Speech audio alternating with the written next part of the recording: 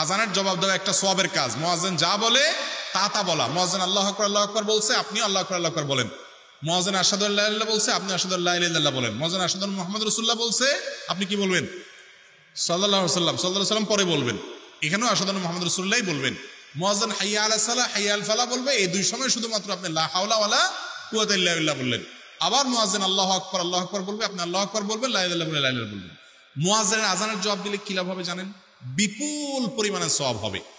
বিভিন্ন হাদিসে আসছে, নবী করিম সাল্লাল্লাহু আলাইহি ওয়াসাল্লাম বলেছেন, মুয়াজ্জিনের আজানের জবাব যদি তুমি দাও, অর্থাৎ মুখে সে যা বলে তুমি যদি সেগুলো বলো, তাহলে সে আজান দিয়ে যে পরিমাণ সওয়াব পাবে, তুমি জবাব দিয়ে সেই পরিমাণ সওয়াব পাবে। আর মুয়াজ্জিন কি পরিমাণ সওয়াব পায়? নবী করিম সাল্লাল্লাহু আলাইহি ওয়াসাল্লাম বলেছেন, মুয়াজ্জিনের আজান শুনে যত মানুষ নামাজ পড়তে আসে সবার সমপরিমাণ সওয়াব সে পায়। তাহলে আপনি যদি জবাব দেন, তাহলে সেই পরিমাণ সওয়াব পাইলে কি পরিমাণ সওয়াবের সুযোগ আপনার তৈরি হচ্ছে। একজন বোন এই মাসআলা শোনার পরে, এই ফজিলতের কথা শোনার পর আমাকে বললেন, হুজুর আমি হারাম শরীফের আজান যখন হয় ডাইরেক্ট রেডিওতে, আমি সেটা শুনে ওইটার জবাব দেওয়ার চেষ্টা করি।